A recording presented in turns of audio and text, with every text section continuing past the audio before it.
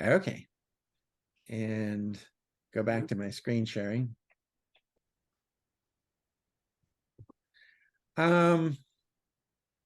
Stage Manager, I'm going to talk about later, so I'm going to skip over this one.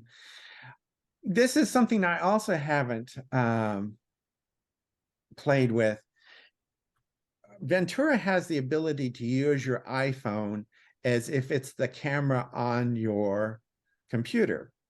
So you can use this for just something like a video chat with a machine that doesn't have a phone like a Mac Mini, or you can use it as a separate camera. I saw one demonstration of this guy. He had his iPhone on a gooseneck holder, and as he was talking, you could see him on screen.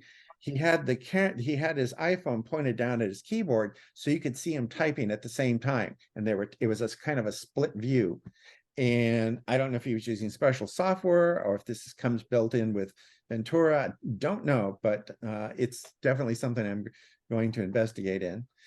And the other thing that they have is that you can use Stage Manager to have to share what you're doing across multiple screens at once, and basically use you can be playing a game, you can be doing something useful, you can be doing several things, and Stage Manager is not only allowing you to run it across several keys, but you're using a single keyboard.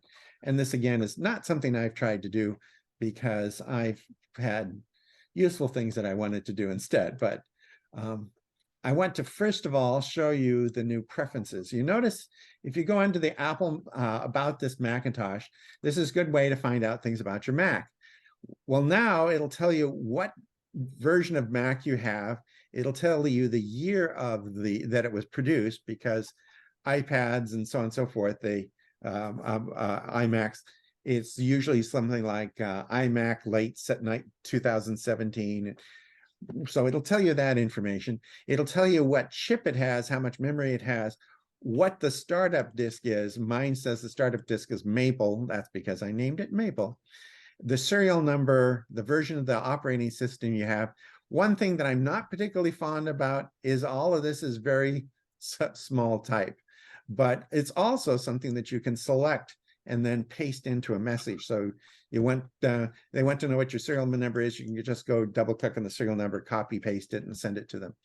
If you ask for more information, it brings up what used to be system preferences. And you can also get that if you click on the system settings down below. It brings this up. And instead of it being this grid of icons, it's now a vertical list of things. But as an example, you want to, Lawrence said something about the firewall. What did Lawrence mention? You don't remember. We'll type in firewall, and it says that under the network tab, it's got firewall. And the firewall is actually kind of cool. You can turn it on and off, and please don't turn it off, just leave it turned on.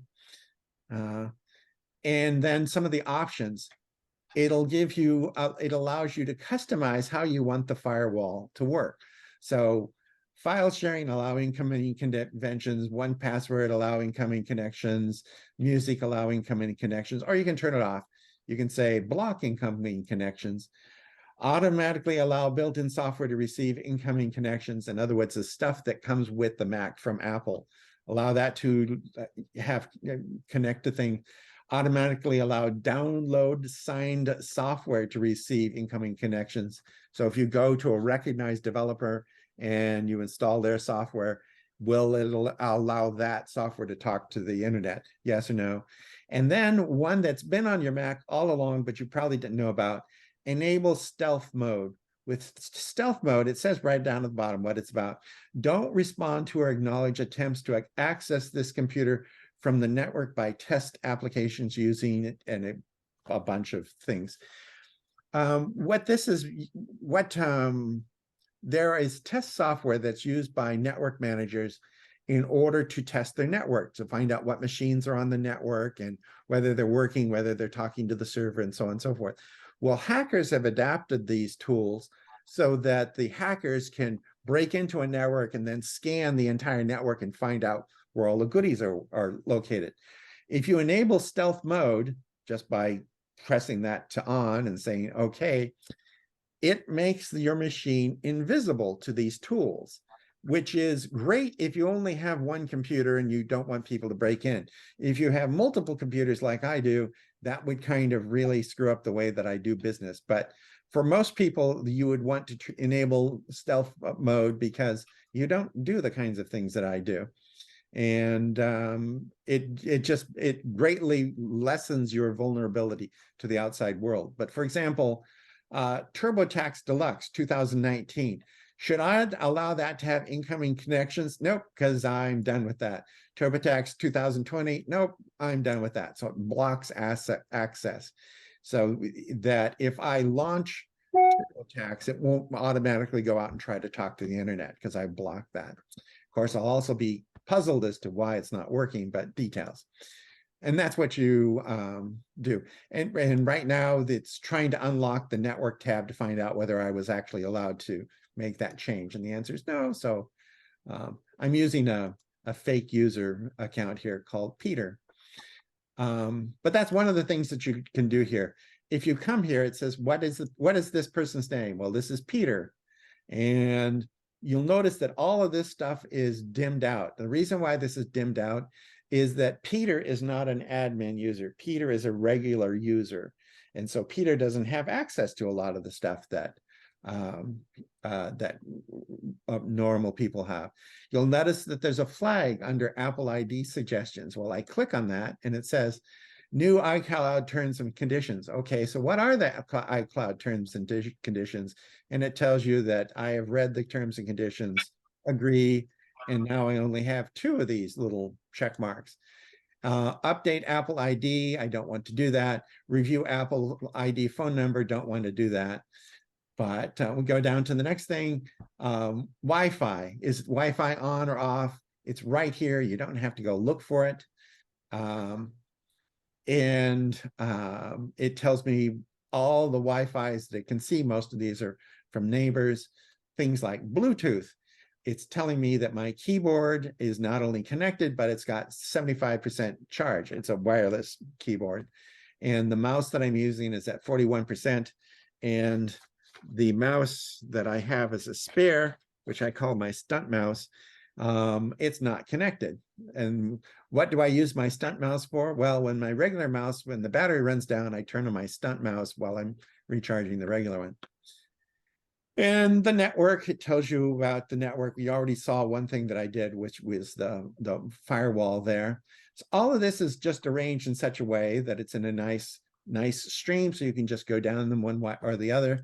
Or if you want to look for something in particular, like you want to know something about iCloud, you'll see that, okay, here's iCloud for Peter, and it tells you that Peter, most of his 5 gigabytes worth of free storage is full of photos, 2.79 gigabytes worth of photos, 1.02 gigabytes of mail, 334 megabytes of documents, and 880.7 megabytes are free. So that tells you what's being used in iCloud, and then you can just go through what's being used. It's being used for Siri. It's not being used for Wallet, Home, Stocks, all these things. Those are being, the settings and the backup is on iCloud. Why not Wallet? And that's because my fictitious person, Peter Lyon, he does not have a credit card. He's one of the few people in the United States that doesn't have a credit card. I think if I got a credit card for Peter, I'm pretty sure I'd be violating several laws. So he doesn't have one. And what about the Peters? All of the information about Peter, name, password, security, so on and so forth. You can put all of that in here. It's just kind of a FYI. When I moved from the East Coast to the West Coast, I put in change of address with the post office and a whole bunch of other things. I forgot to change my settings in iCloud. And so Apple still thought I lived in the Baltimore, Washington area. And I was puzzled because my email and everything was coming with East Coast time, and had to go into iCloud and tell it where I really did live.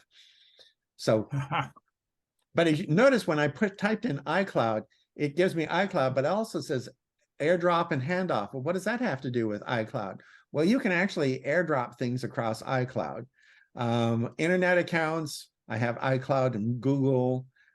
Passwords, it keeps track of passwords of various accounts that you have. And if you've never done this, you should definitely pay attention to this. It makes a very easy way to check on passwords that you've told your computer to keep track of. So I type in Peter's password, I hope, and then it lists, these are accounts that Peter has on Ars Technica. Ars Technica's real nerdy computer blog. He has an account with Google, New York Times. It's a free account, but it's an account. He's a member of Strait Macintosh User Group, but he's never paid his dues. He has an account on TripAdvisor. I think I was looking up restaurants or something. WAP.org is the Washington Apple Pie, which is a big user group on the West Coast. He has a free account with Washington Post. These are all places he has accounts. Now, why is he keeping a track there, and what good does that do? If I were to place this thing here, it would tell you what he's logged into in Google, and I could even see his password, which I don't. That is a terrible password. I will have to change that. And you can change the password on the website and so on and so forth. So it depends upon who it is. So the New York Times, the same thing, and it allows you to change the password within this app. It'll launch a browser and you go and change things. So it's a handy way to keep track of your passwords without. I just discovered that I was having to change some passwords. And I just discovered that I had several passwords for different things in there, like the same thing, and there were several passwords. So I figured out, I think, that I'm supposed to go and delete the old password. If I get a new password, I should delete the old. Remember to do that? Well, there is.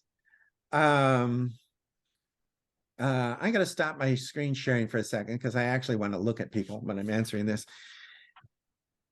I keep track of old passwords, and the reason is that not everything is synced through via iCloud. Sometimes the password, for whatever reason, like for example, banks, we don't have a bank, we have a credit union. The Navy Federal Credit Union does not allow your browser to save the password. You have to actually remember it. And so if I change the password, it's not going to be synced through iCloud. I keep the old ones in case I forgot to update it someplace else. I can go back and look. But is it a good practice to delete old passwords? Yes, it is. Does anyone ever do that? Sure, like everyone goes and cleans the lint out of the bottom underneath their dryer. Everybody does that. It's just, natural thing to do. So I tend not to delete the old passwords, but your Mac keeps track of anything that you told Safari or Mail to keep track of. It'll keep all that stuff up. And it used to be difficult to find that stuff, but now with Ventura, it's a lot easier to find that. So I'm going to go back to sharing my desktop. And storage. Why is there a storage thing? Because it tells you how much space you're using on iCloud. So just by typing in iCloud, I can go to several different places in my preferences that keep track of things like that. And when it comes to storage, it's even telling you which applications are using up space on iCloud. So just by typing in what you're looking for, you don't have to know what all of these things do. You don't have to remember where things are buried. You just type in what you're looking for. And I'm not going to go through all of these, but a couple of things I do want to mention. One is screen time. Screen time is a way of keeping track of how much you're using your computer. Screen time started out on the iPhone, and it came about because people were, especially during the pandemic, people found themselves doing what was called doom scrolling. They get on their phone and they scroll through their messages, and then they scroll through their emails, and then they scroll through their things on Facebook, and then they look up and 7 hours have passed, and they can barely move anymore because they haven't gotten out of their chair. So how do you do this? Well, Apple doesn't want you to not use their equipment. What they want you to do is just help you use it wisely. So they came up with screen time, and if you turn on screen time, it'll go through and it'll track your usage of apps. So for example, it says that now I only turned this on well, 4 hours and 58 minutes ago. But look at all these things that I did. I played with a form on Google, with the attendance form. I use Zoom. I use Google Drive. I opened dictionary. How many of you know that there's a fully fledged Webster's Oxford Dictionary on your Mac? I can't live without it, Tom. It's right down here. And if you've never seen it, if you just tell Spotlight, type in dictionary, it comes up. And not only is it a new Oxford American Dictionary, it's also a new Oxford American Writers Thesaurus, and it'll go out to Wikipedia. It has an Apple Dictionary. All of this, like, for example, you want to know what iPhone is. And there's an Apple Dictionary, will tell you what an iPhone is and take you off to the website. Or what is memory? Actually, Memoji. What are Memoji? So it has Apple Dictionary. So the it's a really fully fledged dictionary, and I keep it down in my dock because I use it all the time. But anyway, all of these things that I have used since turning on screen time 4 hours and some odd minutes ago, 59 minutes ago. And it'll keep it track not only on what you're using on your Mac, but also what you're using on your iPad and your iPhone. And then it'll plot your course out during the day. And it's closely related to something else called focus. You can set up focus so that you can have a focus, like what is your day supposed to be like? You can set it up so that you do not, you can have a schedule for every day so that you can tell it when it is allowed to alert you to new messages and when it can't. My schedule on my account is set so that it won't annoy me before 7 in the morning, and it won't annoy me after 10 at night. If somebody calls after 10 at night, I don't want to know. If somebody sends me a bill after 10 at night, I don't want to know. I'll worry about the next day. But you can have different schedules depending upon what it is you're doing. So if you use your computer for work, then during work, you can set it so that the focus does not include things like games. It won't allow you to use games. All kinds of different things you can do with focus. So between screen time and focus, it's a good way to keep track and to channel how you use your equipment. I wanted to talk a bit about accessibility. A lot of people don't realize how many accessibility features are built into your Mac. You can change the way in which it presents information. Right now I'm using a light mode. You can choose a dark mode, or you can do an auto. What the auto mode does, it sees what time of day it is. And if it's an evening, it makes dark mode. And if it's daylight, it makes light mode. I tend to use light mode because a lot of software doesn't understand the day and light mode. And if I have things in dark mode, sometimes just the contrast in some applications is bad and I can't figure out what it is. I'm going to actually skip over accessibility because there are other things that I wanted to mention in terms of accessibility. For example, the mouse. I have a mouse and it's a point and click mouse, but there are other things that I want to know. Like I want to have a secondary click. Apple does not automatically give you a secondary click. Secondary click is where there's an extra button on top of the mouse, and it's very common in the Windows world. Oh, I'm used to that. I want to click on the top of my mouse and bring up a secondary click. And I can click on the left side, or I can click on the right side. I want natural scrolling, or do I want some other kind of scrolling? What is my track speed? All of this you can set. So if you're having trouble with the mouse, you're having trouble hitting things with the mouse, it might be that you have it set so that it's too fast and you're overshooting things, or it might be that you don't have a secondary click. If I click on this and I have a right click, it brings up this menu. If I turn this off and I right click on this, actually it still came up because it told it haven't finished it. But anyway, actually that was natural scrolling, wrong one. But I can have it off, and now I click there and nothing happens. But I want it to open up, so I'm going to say right side, and it opens up this menu. I'm just used to that. But you can customize this. A lot of people will buy a new computer and they say, oh, well, I have a new printer, and they say, well, I need to install the software. Nope, you don't. If you're adding a new printer, you click this button that says add new printer, and it wants to get my credentials, and this is a fake user, so we're not going to do that. But you tell it to add the new printer as long as the computer can be seen from the network. Apple will automatically download the software necessary to run your printer. Why is this a good thing?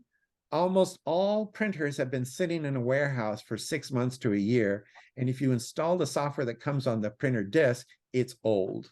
So instead of doing that, just ask your Mac to go out and grab the software to add your printer or scanner.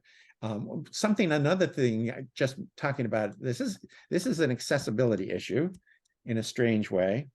I'm going to launch Preview, and I really should put Preview in with my regular apps because I use it a lot. I want to print something here, and I want to scan something on my printer in Preview, and you can do that. I just say cancel. I come up to the file menu. I say import from scanner. I say Rachel is the name of my scanner. It goes out and tell it to do a preliminary scan, warms it up, and it's not going to find anything to scan because there's nothing on the scanner. But it's going to go through the motions anyway. But this scan software I did not install. It's built into the Mac. I didn't have to install anything. It's built into the Mac. When I told it to install the software for my printer, it automatically also saw that it's a scanner, and using Preview, which comes with your Mac, I can scan things on my scanner. And I mention this because I see a lot of people tying themselves in knots, installing outdated software or installing things they really don't need when it's already built into your Mac. Does it update your printer software automatically, or do you have to do that, or is that something you should do? The Apple is not getting the characteristics of the print of the software from the manufacturer. Apple is getting it from a long-standing open software development group that's been in existence for like 30 years. They've been developing printer and scanner drivers, and it's very rare for them not to have something for your printer, and it's updated along with any the software on your Mac. It's not something you have to go out of your way. If you have some really off-the-wall printer that does something weird, like for example, I had a friend who had a Tektronix crayon printer. It would actually melt these sticks of wax and spray them on the page, and made these really very rich artistic photographs and prints. If you have something like that, yeah, you probably have to go out and get the software from Tektronix. But for most of the stuff that people will get from Office Depot, if we still had Office Depot or Best Buy or something, no, just have the Mac go look and see if it has a driver for that printer. The Mac has to be able to see it. So you either have to plug it into your Mac, or you have to set up Wi-Fi in your printer. But if the Mac can see it, you can then ask the Mac to go find the software and install it. I haven't installed software on a Mac for a printer in probably 20 years because the Mac does that. But anyway, you can see how it's divided up. It's divided up into these large categories. So mouse, keyboard, for example, I'm talking about accessibility. You can adjust how fast the key repeat is and how long to delay between a key before it repeats the key. So if you're typing and you get double letters, you can set the delay until repeat to longer. And if you are fast typist like I am, you can set the key repeat to be very short. I'm a fast typist, so I have mine probably at different settings than a lot of other people. You can also turn on dictation so that you can actually dictate to your computer, and it'll keep track of what you're doing and to render it as dictation. The dictation, by the way, is surprisingly good. You have to kind of train yourself to do dictation. For example, I tend to say, and it'll record that. So if you want to get around that, you kind of have to train yourself to use dictation in a productive fashion. But it's really quite slick. Now for accessibility, the rest of these things, you just really just go through and play with them. But accessibility is something I really want to talk about. A lot of people, they have problems with their Mac all the time. I have a large screen, and sometimes I lose track of my mouse. Where the heck is the mouse pointer? However, watch what happens when I jiggle it. It gets bigger.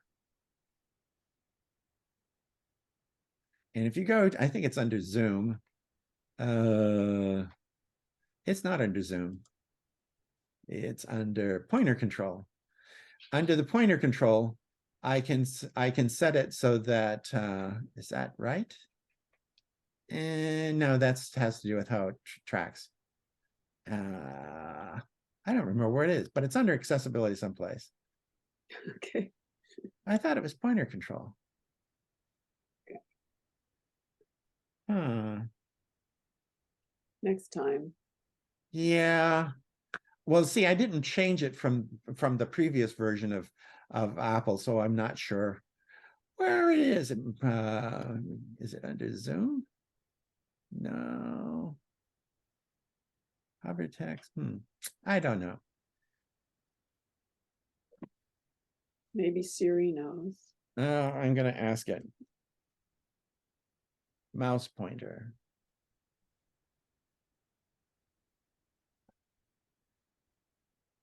Mouse pointer size. Okay. Pointer size. Shake mouse pointer to locate. So I shake it and it increases in size. And you can have it from normal on up to large. So you can increase the size of the mouse pointer itself, even when you're not shaking it, or you can make it smaller and then just find it. You can change the color. I don't recommend you change the color because a lot of software is designed to work with a black mouse pointer. But if you want to change it blue, you can. The trouble is that if you changed it to the background of my screen, then you've made it harder to find rather than easier. You'll notice that the pointer is actually surrounded by white, and a lot of the software assumes that that's the color of the mouse. So if you change the color of the mouse, it tends to make it harder to find. Shake pointer to locate. That's what I really wanted. I should have stuck that in there. But anyway, that's how you can, and it says that's part of display. Okay, I guess that makes sense. But a lot of these things are accessibility features. We tend to think of accessibility as being for the handicapped. But if I take a look, I'm going to stop sharing the screen so I can look at you. How many of you don't have white hair? You know, there's an awful lot of white hair there. And that's the kind of my semi-polite way of saying that as we get older, there are things we can't do that we could do before. Our eyesight fails, our hearing fails. We might have, I have peripheral neuropathy, which means that I have trouble. I can't really write my name with a pencil anymore, with a pen anymore. If I can take notes with a computer, but I can't with a pen, because if I write notes with a pen, I can no longer read my own handwriting because I don't have that fine motor control.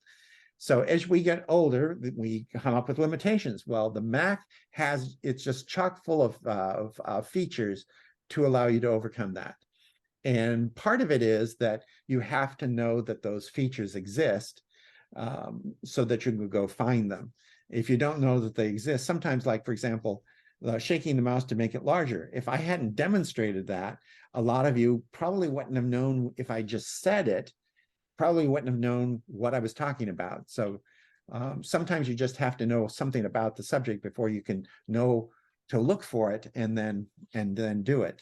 And Ventura has done just a fabulous job of that.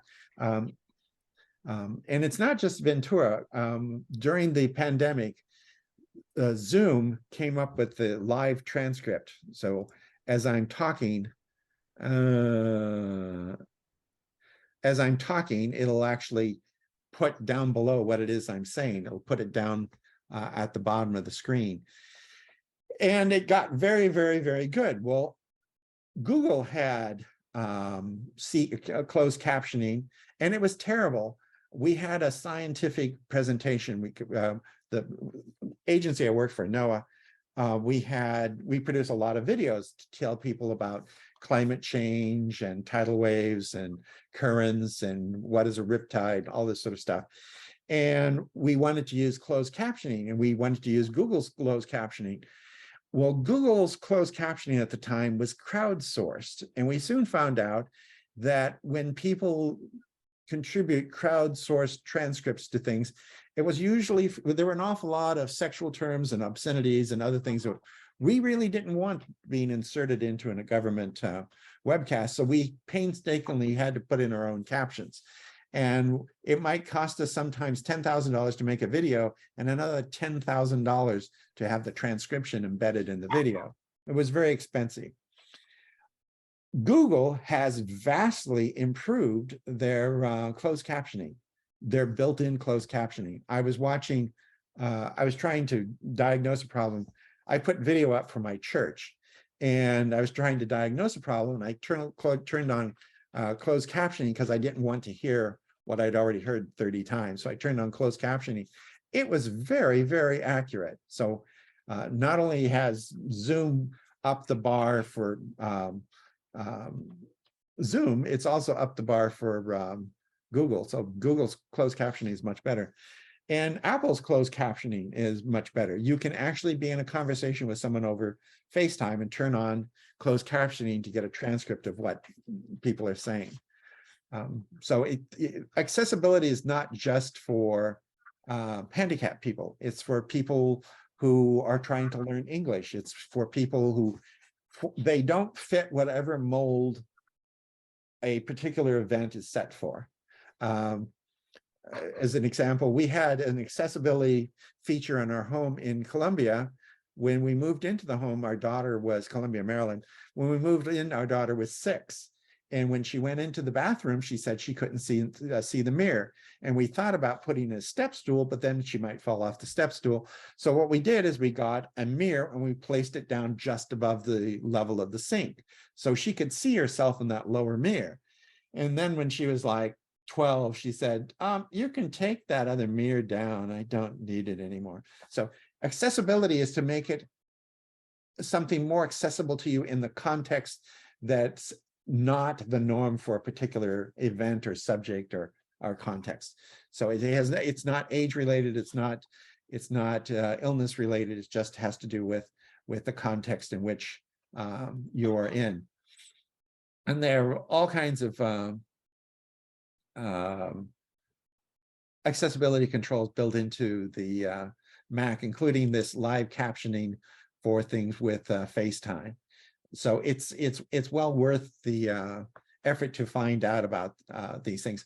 Now, I want to show you something that's not an accessibility feature, and that is something that is, well, where the heck is it? I don't remember. Stage Manager. So I click on Stage Manager, and it's under Dock and Desktop and Dock. So now if I just go out here and I look at Desktop and Dock, it says Stage Manager someplace. And I just made it go away. Okay, Stage Manager. I'm going to turn on Stage Manager. And now that Stage Manager is going to turn on, I'm going to launch Dictionary again. So here's Dictionary, and you notice that the controls zipped off to the side. What Stage Manager allows you to do is have multiple things open on the screen at one time and rapidly move back and forth between them without being distracted by the others. So I can switch between the preferences and BB Edit, which is a text editor, and Dictionary.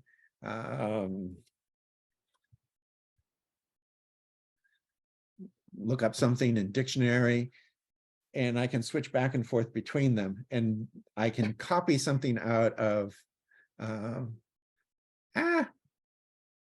I can copy something out of Dictionary and go to my text editor and say, I want a new document.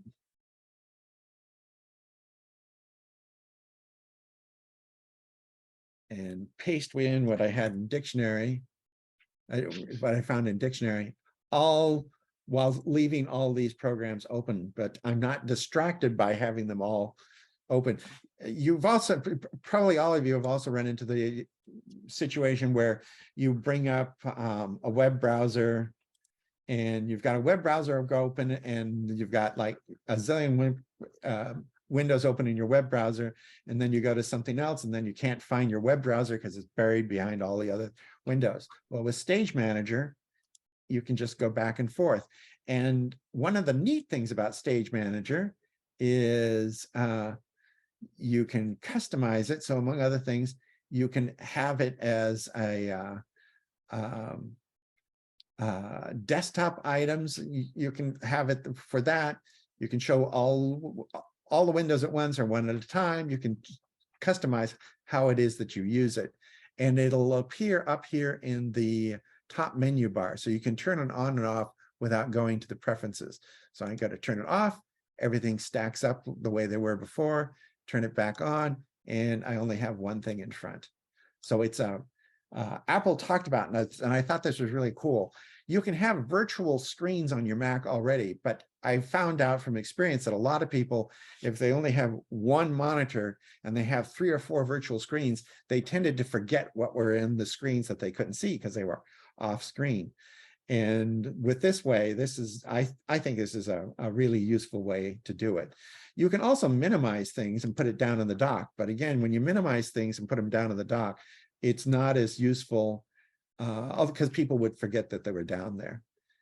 I had this one person that'd been writing a novel for months and months and months, and they were real proud because the previous day they had written a entire new chapter, 3,000 words, but then they couldn't find their document. Well, they had minimized it in the dock and they just couldn't find it, but it was just hiding down in the dock. And this is a much more elegant way of keeping track of that. And I'm going to stop sharing and ask if there are questions. There are lots of things about Ventura that I could talk about for a long time, but yeah, I have a question. So I have Monterey or whatever. So do I just go into software update and press the button, or do I have to worry about it and agonize? And I would not worry or agonize about it. I will.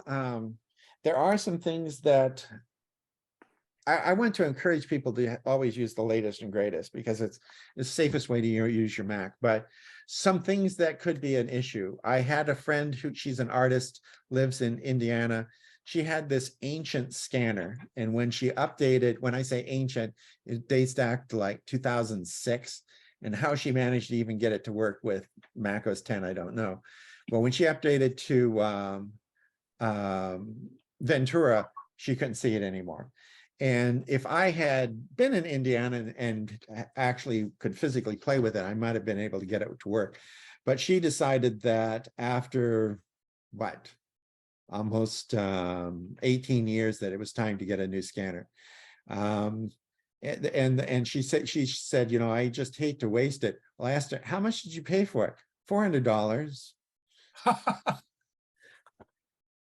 It's difficult to even find a scanner that costs $400 anymore. So it had been a while since she had it. But if you have an old piece of equipment, like an old printer, an old scanner, that might be an issue. If you have Adobe programs, Adobe Acrobat, Photoshop, so on and so forth, you might want to make sure that they are compatible with Ventura.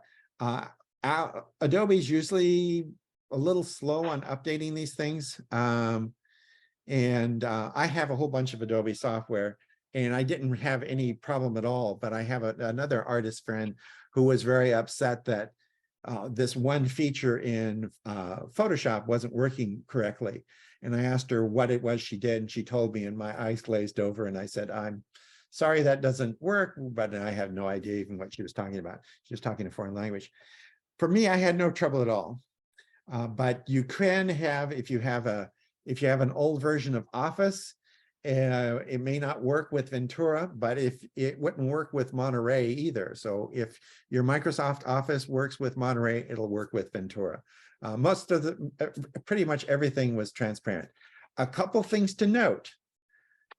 When you upgrade an operating system, Apple rebuilds your email database. So just plan on email taking possibly hours, maybe days, depending upon your internet connection, for it to rebuild it. You can still use it, but it'll just seem slow. It'll rebuild your photos database, because among other things, it's offering this new duplicates feature. So just expect some of that stuff to take longer. I really didn't pay any attention because I upgraded it late at night, and I forgot that I'd updated and went to use my machine the next morning, and I thought, wow, this is different. But I really didn't have any problems at all. Great, thank you. I think the only computer we have that hasn't been updated is Kathleen's, and that's not because I was avoiding it, it's just because she forgot to tell me to upgrade it. It's my job to update computers around here. She said, damn Skippy. She has a PhD in this, and she decides that, she'll do the complicated stuff, the simple stuff I do. Any other questions? How do you blur your screen? Oh, within, I can actually, I think I might be able to do that if I go into. I just lost you again. Oh, you just lost me again. I just lost my Zoom. Well, I can hear you, so it's there. If you look down at the dock and see the Zoom icon, click on it and it'll bring it to the front. Yeah. If you go to Zoom, preferences, what is it called? Backgrounds and effects. One of the effects is blur. And if you click on blur, then you have blur. You can have no background at all, in which case it shows you all the junk behind me. Blur blurs it, or I can go with San Francisco or whatever that is, or that's what it looks outside my house right now. There you go. Okay, good. Thanks. Okay. I'm gonna try to do that. So where's Zoom? By the way, this doesn't work if you're using Zoom via a browser. You actually have to have the Zoom app. So if you're using it with a browser, it doesn't do that. I forgot to answer one of the questions. Anything you want to do to prepare to move to Ventura? Several things I would do.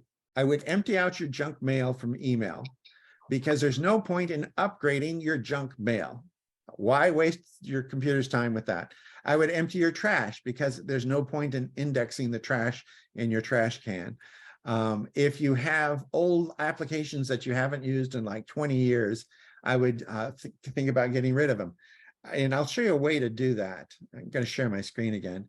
If I go into my applications, I need my, where's my disk drive? Oh, there you are. If I go into applications, these are all the applications on my computer. if you say date modified, the date modified means it's the last time that piece of software was updated. And this, actually, my stuff is fairly recent, but a lot of people, they might have things that they downloaded from someplace in 2014. Do you really need that thing that you downloaded in 2014?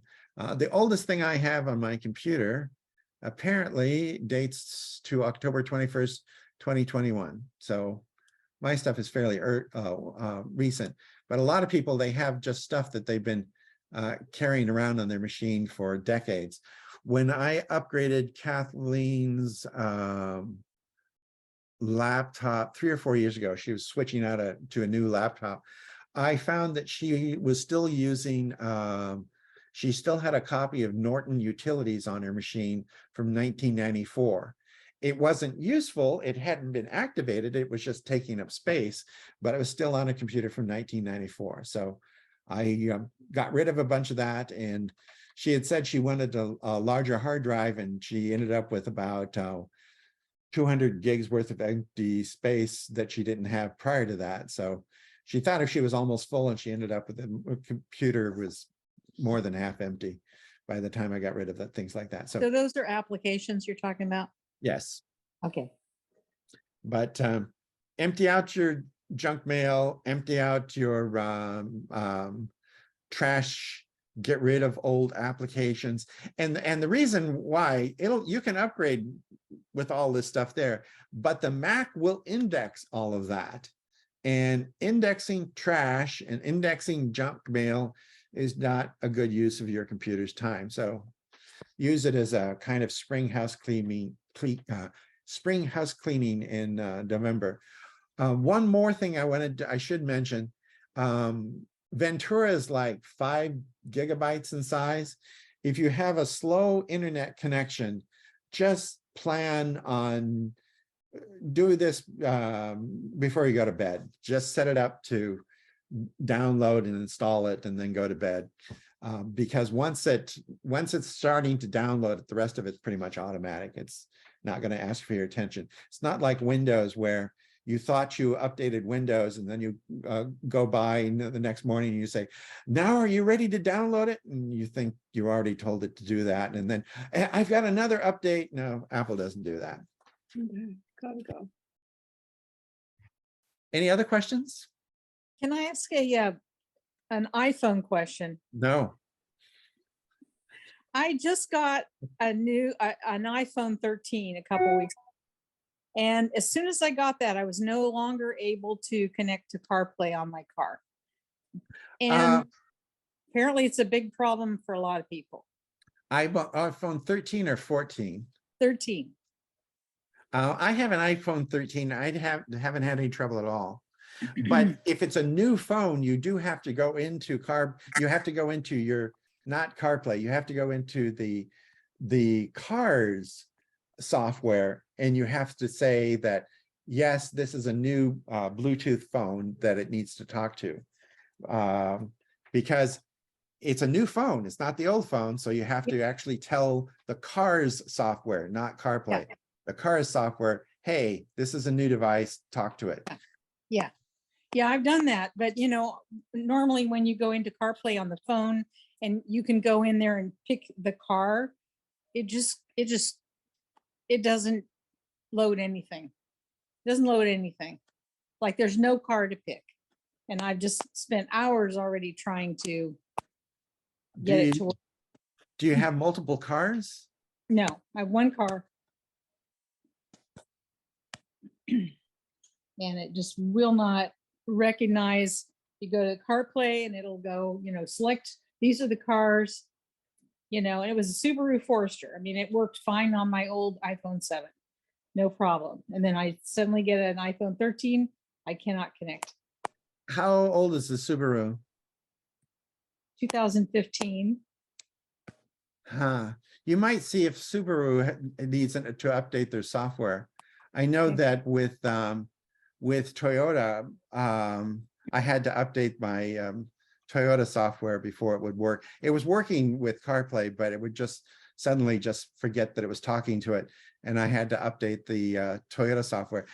in other words, I don't think it's a problem with CarPlay. This sounds like it's more an issue with Subaru's software. So then I go to my dealer and talk to them or something. Yeah. I would first go on to Google and I type in the, CarPlay and the name and the model number Okay. of your car and see what you see. You do not have the capability of updating the software yourself, because that's something that the dealers hold quite dear. But this sounds more like a issue with the car's software. Okay. I had a friend who had a Mazda who had a similar problem. He had a 2014 Mazda, and it actually came out before CarPlay existed. And his solution to the problem was that he bought a Honda, but but it was the software on the car itself. Thank you. Other questions? Yeah, if I tried to download Ventura on my old iPad or my old Mac that's still got an Intel chip, I think it's too old. The internet says it's too old, but can I try it anyway? I mean, it won't. Mr. Lockwood, who's a member of our group, but I don't see him. I didn't see him in here today. He showed me something that somebody has a software patch. Oh, there you are, Mr. Lockwood. Somebody has a software patch that allows you to run more modern software on older machines.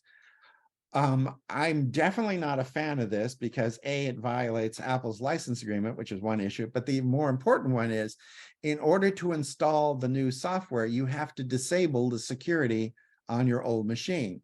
So updating your computer with a more secure operating system by disabling all the security, not some of the security, all the security on your existing machine is not a great idea. And the other problem is that your older machine, it's going to have a slower processor, slower video card, so on and so forth. So if it's not compatible with that machine, I wouldn't try. So I just need to buy a new laptop. Yes. I will tell you that if you have an existing flat screen monitor and keyboard, the Mac Mini is less expensive than a laptop. A lot of people buy laptops because they say they don't take up much space, but a Mac Mini is about the size of a stack of DVDs. They take up very little space. They're really quite powerful, but you have to supply your own mouse, your own keyboard, your own monitor, and if you want a webcam, you have to have a webcam. So it's not necessarily a huge savings in money, but a Mac Mini is a very powerful machine, and a lot of people overlook it as a possibility. Laptops, you're paying extra because it's got all that stuff built in, and also to make it light. The engineering to do that is expensive. You can get a beautiful 27-inch monitor for under $200 from Best Buy with your Mac Mini. It's just, and then use your old keyboard and mouse. And also I want to put in a plug here for the Apple iMac, the new M1 iMacs. They have them at Costco, so you can go and play with them. A lot of people say, well, it's only a 24-inch screen and I need something bigger. It's a really bright, very dense 24-inch screen. So don't just because it's not physically large doesn't mean you don't like it. It's very fast. It's very responsive. Just amazingly crisp display, and it's also cheaper than a laptop, so it's worth looking at the iMac. One slight downer for the iMac that they sell at Costco. They sell the low-end Costco one, a low-end model, which means it has a small amount of storage and it doesn't have as much RAM. If you want more RAM and more storage, you have to buy it from Apple. But I would definitely look at, if you have a laptop that you're replacing, ask yourself if you really need a laptop, because a Mac Mini or an iMac are really very nice machines. Okay, thanks. I have a question. Yes. I just tried to go and delete an app that I haven't used for a lot of years, and it asks for the password, and I don't know what the password is. It's the password you use to log into your machine. It's not a password to the app. When Okay. you log into the machine, you are the Right. admin user, and it's asking for the admin password. Okay, perfect. Thank you. One last thing I want to share with you before we go, because if you're talking about moving old apps, something that you might want to look into, and that is an application that is free, and it's called App Cleaner. And with App Cleaner, you drag the application. Here's your list of applications. You drag one of them onto App Cleaner, like Bitdefender, which is an antivirus thing. You drag it onto, because I'm using Stage Manager, it doesn't want me to drag it on there, so I'll turn it off. And I need to close some of this stuff.